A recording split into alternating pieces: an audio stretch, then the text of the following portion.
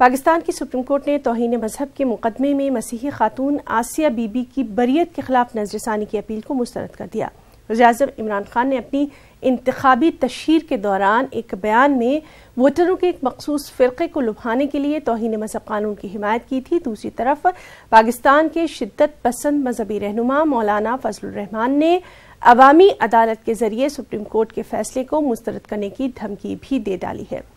پاکستان کے شدت پسند توہین مذہب قانون کو اسلامی ملک کے مرتبے سے تعبیر کرتے ہیں۔ 1990 سے اب تک پاکستان میں توہین مذہب کے الزام کی بنیاد پر 62 لوگوں کو قتل کیا جا چکا ہے، اور مزید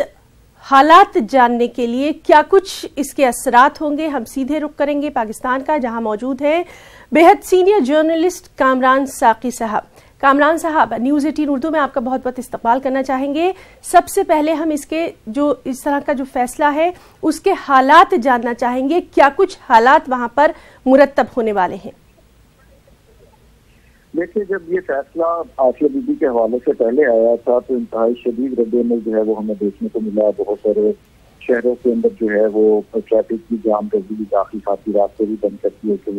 تاہم اس دفعہ اس طرح کے حالات جو ہے وہ نظر نہیں آتے۔ 2 کے 1 سے 2 پوائنٹس کے لاہور کے اندر بھی آج جو ہے وہ احتجاج اناؤنس کیا گیا ہے۔ تاہم سیکورٹی اداروں نے پہلے ہی اس کی نوعیت کو بھانپتے ہوئے ایسے اقدامات کیے ہیں، جیسے بہت ساری گرفتاریاں عمل میں آئی ہیں اور بہت سارے اقدامات کہ اب لوگوں کو سینسٹائز کیا ہے کہ جو عدالتیں ہوتی ہیں وہ کسی چیز کو مد نظر رکھ کے ہی ہمیشہ فیصلے کرتی ہیں، اور وہ ملک اور قانون اور چیزوں سے ایسے جو ہے وہ انہیں دیکھتی ہیں ملک قوانین کو، اور انہی کی بنا کے اوپر جو ہے وہ فیصلے لیتی ہیں۔ تو میرا خیال ہے کہ اس میں سیکورٹی ادارے اور حکومت جو ہے وہ یقیناً مستحق ہیں، شاباش مستحق ہیں، جنہوں نے اسے جو ہے وہ بڑے اچھے طریقے سے جو ہے وہ ہینڈل کیا ہے گزشتہ ادوار اور گزشتہ فیصلہ جو آیا تھا اس کے۔ جی کامران صاحب، آپ سے یہ بھی جاننا چاہیں گے، کافی سینسٹیو، کافی حساس معاملہ رہا ہے اور بہت پھونک کر رکھنے کی ضرورت محسوس کی گئی ہے، خاص طور سے پورے ملک میں امن و امان کو لے کر کافی کچھ تشویش بھی دیکھی گئی وہاں پر حکمرانوں میں۔ دیکھیے، پہلے جیسے نام نہیں لیتا کچھ لیڈرز کو جو ہے وہ پاکستان میں آج سے 2 ماہ پہلے جب یہ فیصلہ آیا تھا اور اس کے بعد رد عمل کے بعد جب حالات سازگار ہوئے تھے تب بھی انہیں نظر بند یا سمجھ لیجیے کہ گرفتار کر لیا گیا تھا کچھ 10-15 لوگوں کو جو مین لوگ تھے، اور بلا وجہ جو ہے وہ فساد بھی چاہتے تھے، ملک کے اندر انتشار چاہتے تھے، وہ چاہے کسی کے اشاروں پہ تھا یا خود سے تھا،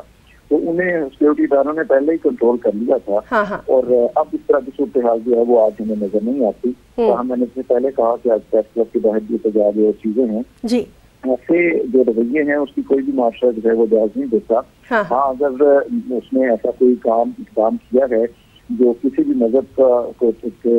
جو پیشوا ہیں ان کے خلاف ہے اور اس طرح سے ہے، تو اسے ثابت اگر ہوتا ہے تو یقیناً ملک کے قانون کے مطابق سزا کی مستحق ہے اور اسے ضرور دینی چاہیے۔ تاہم اگر وہ ثابت نہیں ہو پاتا یا کچھ ایسا اس نے نہیں کیا تو پھر یقیناً ملک کی قوانین کا احترام ہم سب کو کرنا ہوگا اور انہیں دیکھ کر جو ہے وہ ان فیصلوں کو تسلیم کرنا ہوگا۔ جی کامران ساقی صاحب، بہت بہت شکریہ آپ کا اس تمام تر تفصیلی جو جائزہ آپ نے ہمارے ناظرین کے سامنے پیش کیا اس کے لیے۔